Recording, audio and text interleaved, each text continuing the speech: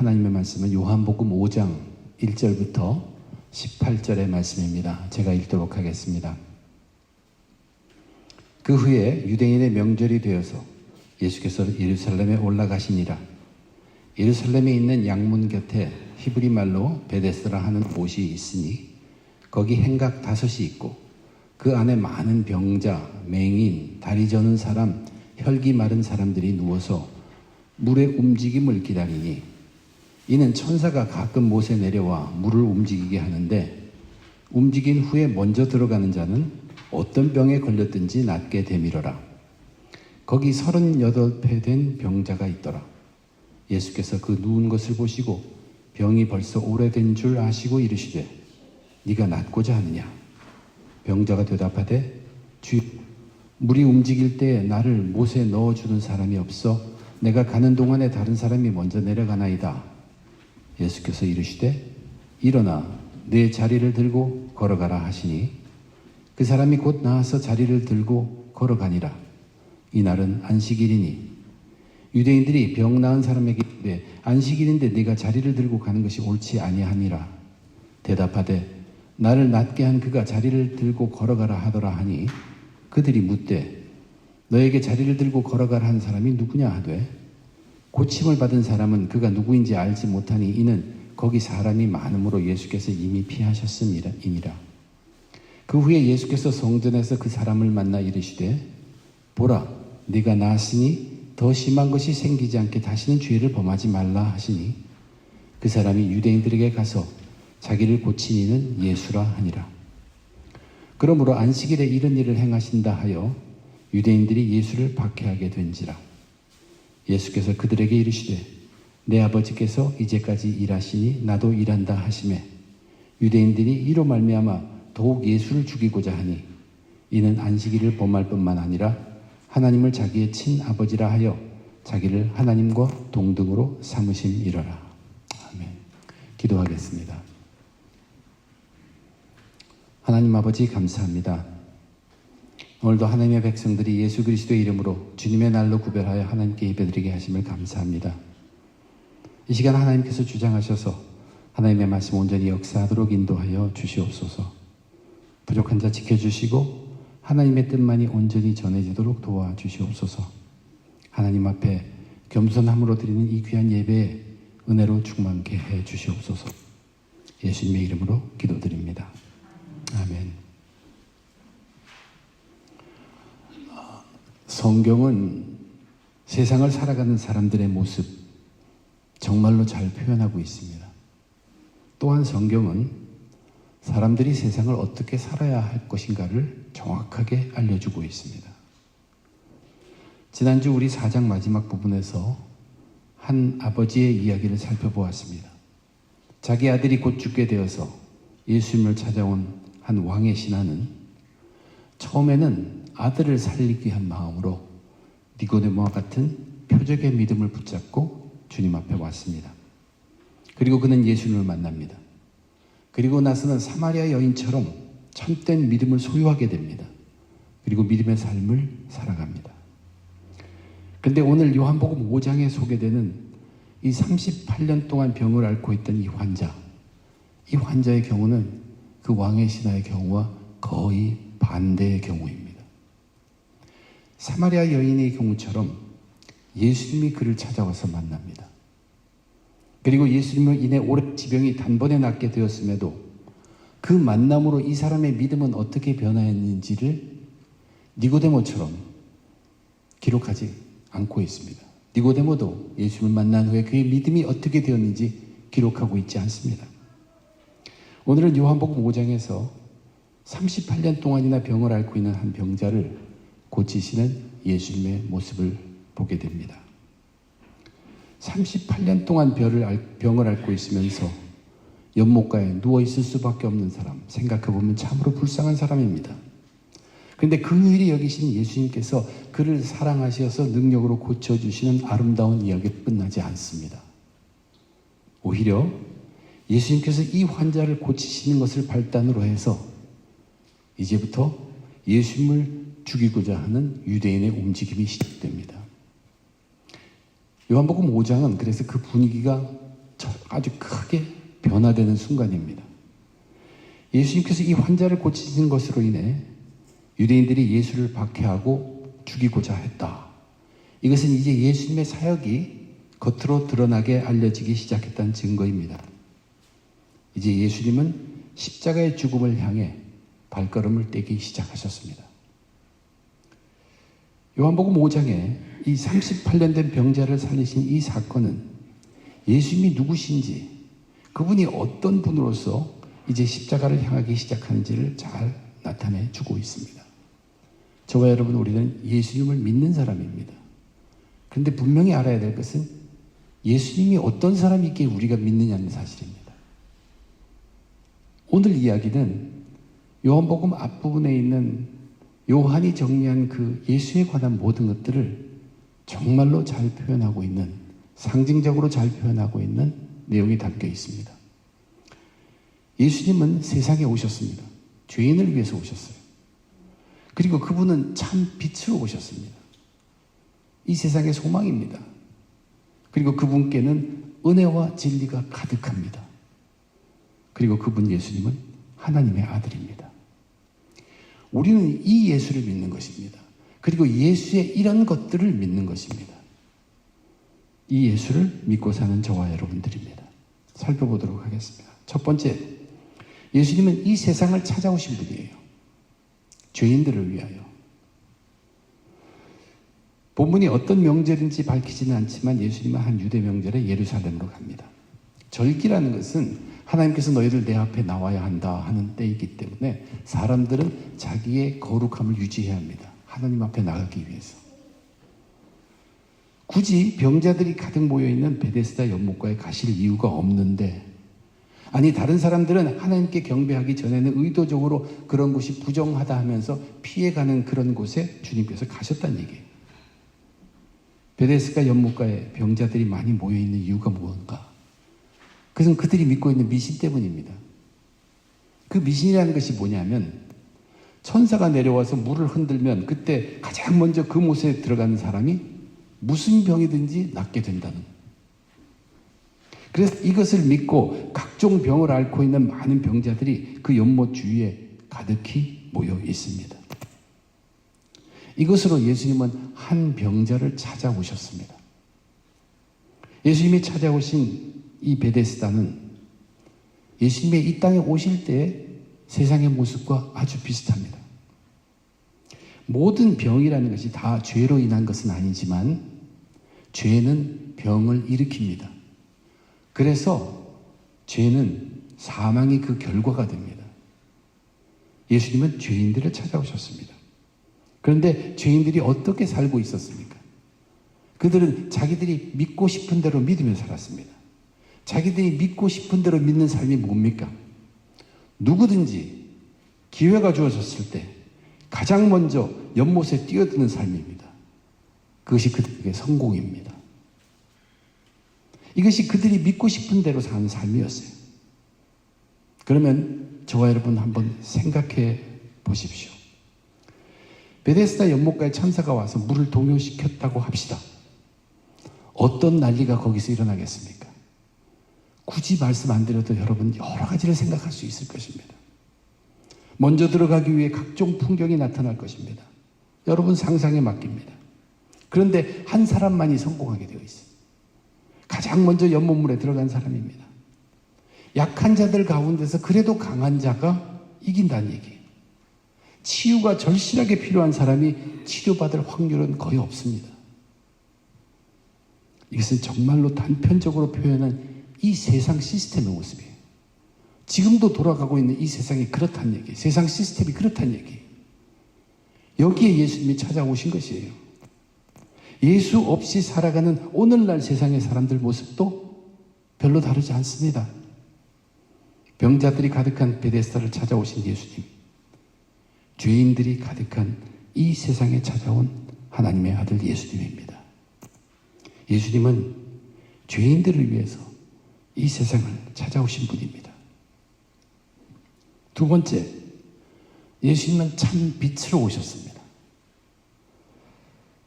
베데스다 연못가에서 많은 병자들 중에 38년 동안 병을 앓고 있으면서 거기에 누워있는 한 사람을 주님은 찾아가서 만난 것입니다.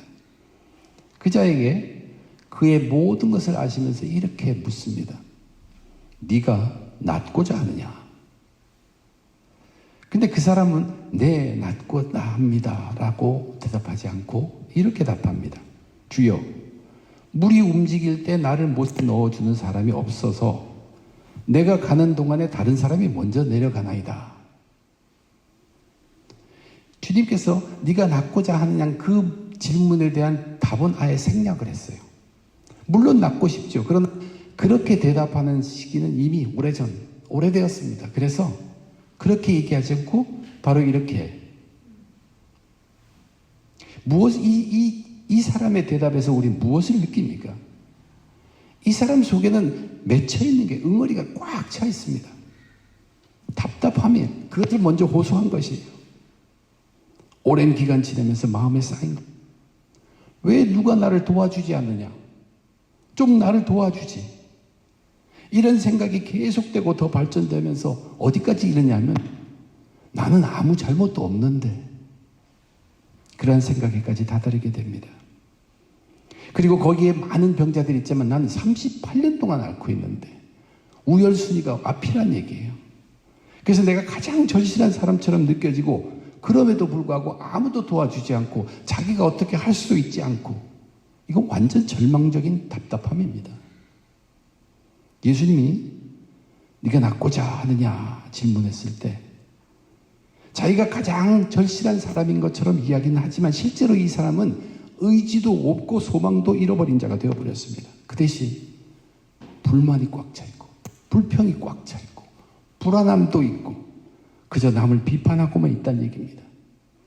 근데 이런 사람을 예수님이 어떻게 하십니까? 말씀으로 명령해서 그 자리에서 바로 그 사람을 낫게 하죠. 고쳐줍니다. 일어나 네 자리를 들고 걸어가라.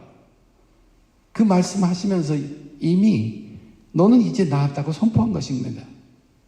그러자 그 사람은 바로 그 자리에서 일어나서 자리를 들고 걸어갔어요. 여러분, 이 광경에서 우리는 무엇을 봅니까? 이 광경에서 우리는 무엇을 보고 있습니까? 이것이 바로 어둠 속의 빛입니다. 섬광 같은 빛이 쬐인 것이에요. 참된 빛으로 생명을 살리는 빛을 우리는 이 가운데서 보고 있다는 얘기예요. 근데 이 빛은 일방적입니다. 이 사람은 믿음이 있어서 치유받는 게 아니에요. 그냥 예수님이 오셔서 빛을 비춘 것입니다. 구약 성경에 보면 이런 말들이 가득합니다. 그는 돋는 해 아침빛 같고 구름 없는 아침 같고 비 내린 후에 광선으로 땅에서 우미 돋는 새 풀 같으니라. 그의 광명이 햇빛 같고 광선이 그의 손에서 나오니 그의 권능이 그 속에 감추어져 있도다. 내 이름을 경외하는 너희에게는 공의로운 해가 떠올라서 치료하는 광선을 비추리니 너희가 나가서 외양간에서 나온 송아지같이 뛰리라. 절망만이 가득한 캄캄한 38년 된 이 병자의 어두운 삶에 세상에서 상상도 할 수 없는 가장 뛰어난 능력의 빛으로 치료하는 광선이 그 참빛 대신 예수님을 통하여 비춰진 것입니다. 일방적인 이유예요. 무슨 이유 때문이 아니라 그냥 비추어 준 것입니다. 그런데 우리가 알아야 될 것은 이 빛은 단지 병을 낫게 하기 위함이 아닙니다. 병이 낫는 것은 단지 그 빛의 효과일 따름이에요. 이 빛은 왜 비춰졌냐면 어둠을 비추면서 그 속에서 죄를 드러나게 하기 위함입니다. 죄인들이 가득한 세상에서 그 죄를 드러나게 해서 이 죄를 다룸으로 생명을 소생시키는 빛이란 얘기예요. 이 38년 된 병자는 믿음이 있어서 믿음의 고백 때문에 고침을 받은 병자가 아닙니다. 그러나 하나님이 빛이 있으라 하셨던 것처럼 예수께서 일어나 내 자리를 들고 걸어가라 하시니 그 광선이 비추어서 생명력을 불어넣은 것이에요. 이렇게 빛이 어둠에 비추어졌지만 어떻게 됐습니까? 그래서 생명력이 생겨났죠. 그 어둠은 이 빛을 깨닫지 못합니다. 아직 이 사람은 자기 죄에 대해서 생각하지 않습니다. 마음에 무의식 중에 죄에 대한 그것은 낯설지 모르지만 자기의 죄를 생각지 않습니다. 빛이 어둠에 비치되 어둠이 깨닫지 못하더라. 나중에 주님께서 그를 만나서 이것을 깨우쳐 줍니다. 그것이 진리입니다. 예수님은 죄인들을 위해서 이 세상을 찾아오신 분입니다. 예수님은 참 빛으로 어둠의 세상에 오셔서 죄인들의 죄를 다스립니다. 근데 어둠은 그것을 깨닫지 못합니다. 세 번째입니다. 38년 된 병자의 병이 깨끗이 나았습니다. 그는 예수님이 말씀하신 대로 자리를 들고 걸었습니다. 그런데 그날이 안식일이었습니다. 사람이 그냥 안식일에 걷는 것을 보고 넌 안식일을 보냈다고 말할 수는 없습니다. 안식일에도 어느 정도의 거리는 걸을 수 있게 됐기 때문에. 그런데 무엇이든 들고 가는 것은 그것을 일로 간주해서 그것은 죄가 됩니다. 이 사람은 자기가 앉았던 그 자리를 들고 걸었기 때문에 그들이 유대법을 어긴 것이 됩니다. 병이 나은 이 사람을 본 유대인들은 그가 안식일을 지키지 않는 것에 관심을 기울이며 옳지 않다고 합니다. 그러니까 이 사람은 어떻게 합니까? 자기 핑계를 댑니다. 자기가 그런 것이 아니라 자기를 낫게 한 사람이 자리를 들고 걸어가라고 말했다는 것입니다. 그러니까 누구냐 하고 묻자 이 사람은 대답할 수가 없었습니다. 자기 병 나은 것에만 기뻐하느라 자기를 낫게 한 사람에게는 전혀 관심을 두지 않았기 때문입니다. 그리고 예수님은 이미 모든 것을 아시고 그 자리를 피하셨습니다. 그렇지만 예수님은 조금 후에 그를 다시 만나서 다시 만나 예수님이 이렇게 깨우쳐 줍니다. 보라, 네가 나았으니 더 심한 것이 생기지 않게 다시는 죄를 범하지 말라. 죄까지 끌고 내려가신 것이, 죄를 설명하신 것이. 주님이 이렇게 말씀하신 것을 보면 이 사람의 병은 그의 죄와 관련이 있었고 그는 38년 동안 자신의 죄를 회개하기보다는 그것으로 시작해서 계속 더 심한 죄를 짓고 있었음을 우리는 알 수 있습니다. 움직이지 못한다고 죄를 짓지 않는 것이 아니죠. 주님은 그에게 죄에 대한 번쩍거리는 그 깨우침을 주신 것입니다. 그런데 이 사건에서 더욱 놀라운 것은 이렇게 예수님을 다시 만난 이 사람이 자기를 병에서 낫게 한 예수님을 유대인들에게 가서 고발한 것입니다. 15절에 그 사람이 유대인들에게 가서 자기를 고친 이는 예수라 하니라. 그들은 누군지 모르고 갔는데 그들에게 찾아가서 그가 예수라고 얘기해 준 것이에요. 안식일에 나를 고쳐준 사람 예수였다. 고발한 것입니다. 그렇게 되면 안식일에 예수님이 사람을 고쳤으므로 율법을 어긴 것이 됩니다. 그런데 중요한 것은 그 다음에 설명한 것처럼 이 고발로 인해서 예수를 박해하는 일이 이제 시작되었다고 성경이 기록하고 있습니다. 십자가 죽음을 향한 사역의 한 발을 성큼 디디게 된 것입니다. 그러면 우리가 생각해 볼 건 안식일을 지키게 한 율법의 의도가 뭐냐? 이 하루 동안 자신들의 욕망에서 해방되어서 진정한 자유를 허락하신 하나님께 감사드리기 위함입니다. 그런데 유대인은 그 의도에서 시작하지만 그 의도를 지키는 것에 충실하기보다는 이 안식일을 지키는 것들을 유대인들 간의 서로 간의 결속, 우리는 유대인이야라는 것을 그 한 이념처럼 만들어버렸어요. 이데올로지. 이 안식일을 지켜야지만 우리는 유대인이야. 그날을 특별하게 지켜야 그 사람이 유대인이라는 것입니다. 그래서 유별날 정도로 엄격히 제도를 만들어 놓고 그것을 지키게 하면서 그렇지 않으면 너희들은 이방이다. 그렇지 않으면 너희는 반유대주의자이다. 그렇게 취급했던 것입니다. 병에서 고침받은 이 사람, 이제 38년 동안 갇혀있던 병자 생활에서 드디어 자유함을 얻죠. 그런데 자칫 잘못하면 안식일을 범한 것 때문에 이 사회에서 버림받을 위기를 겪은 것입니다. 위기에 처한 것이에요. 그래서 그는 택해야 했습니다. 둘 중 하나를 택해야 합니다. 자기에게 병에서 해방시켜준, 그리고 앞으로 죄에 대해서 해방되는 믿음을 주실 예수님을 선택해야 하느냐? 아니, 그런데 이제 내 몸은 다 나았다. 그러면 유대인으로서 이 사회에서 인간 대우받으면서 사느냐? 예수와 세상을 놓고 선택할 기로에 섰던 그입니다. 그것을 그가 느낀 것이에요. 왜 그렇게 됐냐? 아직 빛을 깨닫지 못하는 어둠이기 때문에 그렇습니다. 이 빛은 치유하는 것뿐만 아니라 죄까지 끌고 가는 것인데 아직 그 어둠은 이 빛을 깨닫지 못했습니다. 어둠의 효과는, 빛의 효과는, 어둠이 빛의 효과는 보았지만 깨닫지 못된 것입니다. 그래서 길을 택합니다. 결국 그는 누구를 택합니까? 예수님보다는 이 세상을 택한 것입니다. 예수님보다는 나는 이 땅에서 인간답게 살아보고 싶다는 얘기입니다. 그러면 예수님께서 이 사람에게 가져온 것이 무엇일까 생각해 봐야 합니다. 그것은 은혜와 진리입니다. 유대 사람들은 그렇게 오랫동안 병에서 시달린 사람이 멀쩡히 나와서 자리를 들고 걸어가는 것을 보면서도 병에서 나은 것에 대해서는 조금도 기쁨이 없습니다. 그 대신 안식일을 지키지 않다며 옳지 않다고 흥분했습니다. 이것이 그들의 젖어있는 삶의 습관에서 나온 것이에요. 은혜가 없기 때문에. 자기들이 바르다고 생각하며 하는 행동이 율법을 지적한 것이지만 그들에게는 은혜가 전혀 없습니다. 율법은 있을지 몰라도. 병에서 고침을 받은 그 사람, 예수님을 버리고 세상을 택하죠. 배은망덕이죠. 은혜 없는 사람입니다. 그런데 예수님은 이 사람을 만나러 오셨어요. 찾아오셨어요. 세상 사람들 이 핑계 저 핑계 대면서 피하고 싶어하는 그런 사람들이지만 어둠 속에서 불평과 불만과 불안과 비평으로 꽉 차있는 이 사람에게 예수님은 빛으로 다가오셔서 일방적으로 빛을 비춰주면서 그에게 일방적으로 생명력을 불어넣어 주셨다는 것이, 이것이 바로 은혜입니다. 그리고 예수님은 그에게 다가와 진리를 말합니다. 진리는 죄에 관한 얘기.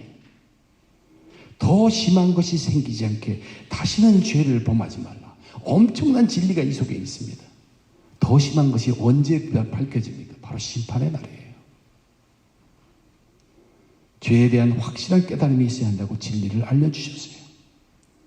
유대인들이 지킨 안식일은 이미 진리에서는 벗어났습니다.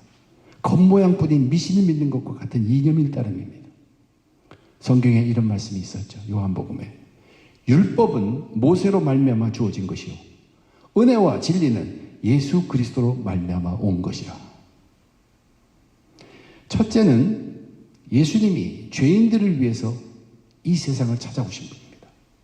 둘째, 예수님은 참 빛입니다. 참 빛으로 어둠의 세상에 오셔서 죄인들의 죄를 다스리고 깨우치게 합니다. 그런데 어둠은 그것을 깨닫지 못합니다. 그런 이 어둠의 세상에 예수님은 은혜와 진리를 가득 부어주셨습니다. 이 세상을 이기라고, 세상의 유혹을 이기라고. 그럼에도 사람들은 예수보다 세상을 택한다는 얘기입니다. 이제 마지막 한 가지 더 있습니다. 드디어 예수께는 박해가 시작되었고 유대인들은 예수님을 더욱 죽이려고 합니다. 그 이유는 예수님께서 이 말씀을 또 하셨기 때문이에요. 내 아버지께서 이제까지 일하시니 나도 일한다. 예수님은 정면대거를 하셨습니다. 아예 이 앞부분에 직접적으로 자신이 하나님의 아들이라고 밝히신 것입니다. 하나님을 아버지라고 부르시면서. 당시 유대인의 법대로 하면 이것이 얼마나 무서운 죄인지 모르고 하신 것이 아닙니다. 그러나 피하지 않고 돌려 말하지도 않다. 우리가 믿어야 하는 예수님은 하나님의 아들입니다. 그것을 명확하게 이미 얘기하신 것이에요. 자기의 목숨을 거시고. 유대인들은 예수님이 자신을 하나님과 동등되게 여긴다고 바르게 알아들었습니다. 그래서 더욱 죽이려고 든 것이에요. 하나님의 백성이라고 자부하는 유대인들에게, 특별히 유대 지도자들에게 실제로 그들에게 하나님은 없었습니다. 그 대신 자기들이 하나님이 되어 있었습니다. 자기들이 하나님입니다.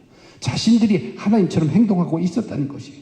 그런 그들 앞에 예수님이 분명하게 고쳐주는 것이에요. 내가 하나님의 아들로 이 세상에 왔다. 너희들 앞에 지금 그 하나님의 아들이 와 있다라고 선포하신 것입니다. 정면 대결하신 것이 실제 신성모독죄를 짓는 사람은 너희들이다.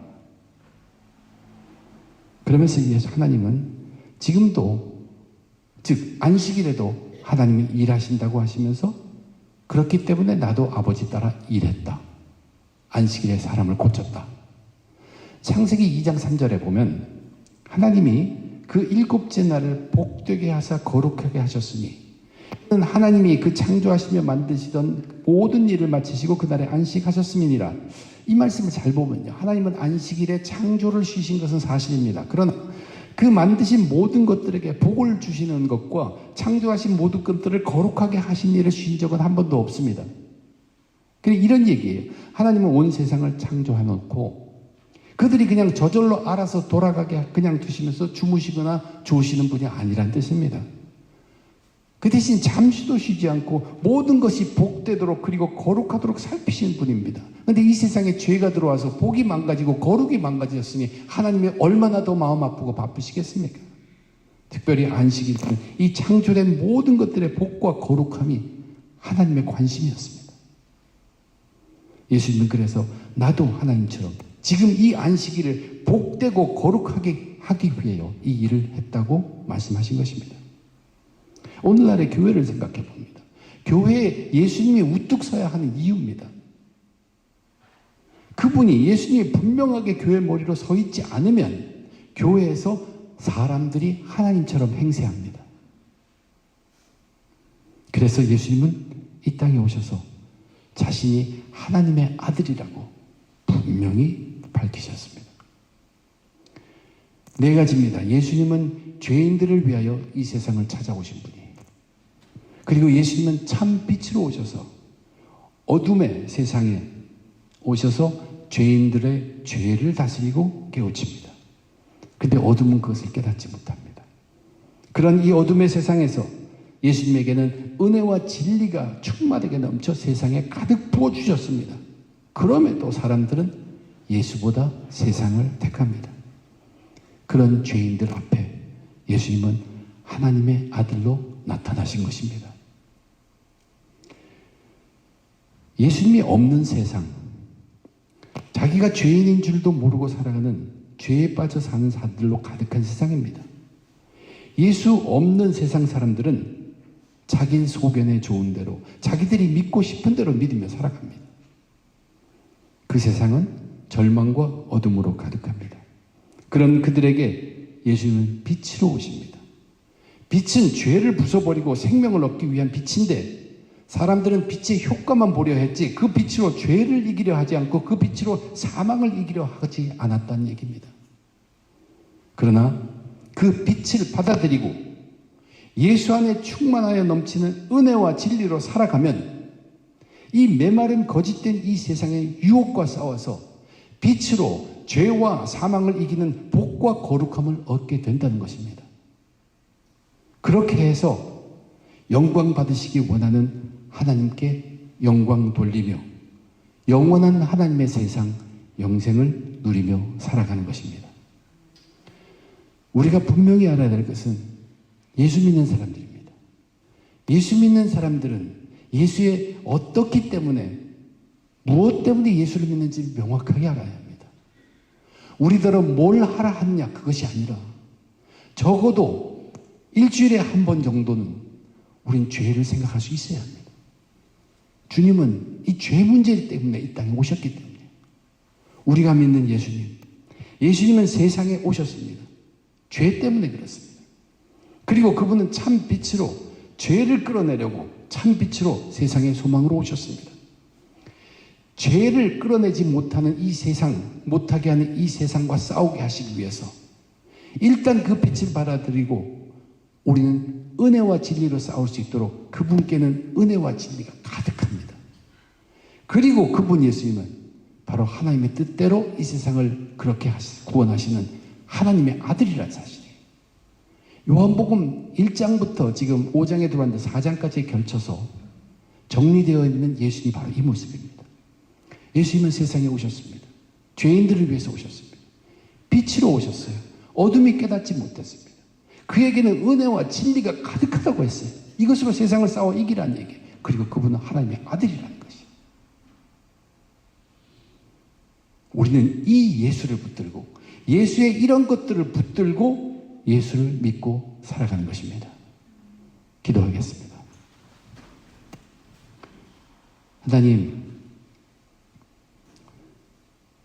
예수 믿기 때문에 이 세상에서 내가 복받고 잘 살아야 한다. 그 생각에서 벗어나게 도와주시며 우리가 믿는 예수님이 구체적으로 무엇인가를 다시 한번 알게 주시옵소서. 세상의 죄인들을 위해서 오셨습니다. 예수님은 그리고 그분 참 빛이십니다. 그냥 비춥니다. 무지무지한 능력으로 비춥니다. 그 이유는 우리의 죄를 비추기, 죄를 드러나게 하기 위함입니다. 근데 그 죄를 우리가 드러내고 죄와 사망을 싸워서 이기기 위해서는 빛을 받아들이고 그분에게 가득한 은혜와 진리, 즉 성령과 말씀, 그것으로 싸워 나가야 합니다. 그분은 이 땅에 명확하게 자신이 하나님의 아들이심을 밝히시고 사역을 하신 분입니다. 이제부터라도 예수 믿는 우리들이 그분을 왜 믿는지, 무엇을 믿는지 분명히 알고 믿음의 삶 살게 하여 주시옵소서. 감사하며 주 예수 그리스도 이름으로 기도드립니다. 아멘. 봉헌하신 것 위해 기도하도록 하겠습니다. 하나님 아버지 은혜 감사합니다. 지금까지 우리의 삶 인도해 주시며 아버지께서 풍족히 채워주심을 감사드립니다. 저희들에게 맡겨주신 물질 중에서 작지만 그 일부를 또 우리의 정성을 하나님께 드립니다. 주님의 백성들 축복하여 주시옵소서. 이 땅에서 필요한 것들 채워주시고 예비하신 신령한 것들을 은혜로 내려주시옵소서. 모여진 물질들이 쓰여지는 곳마다 하나님의 이름이 높임을 받게 하시고 하나님 나라가 더 넓어지도록 인도하여 주시옵소서. 우리 주 예수 그리스도의 이름으로 간절히 기도드립니다.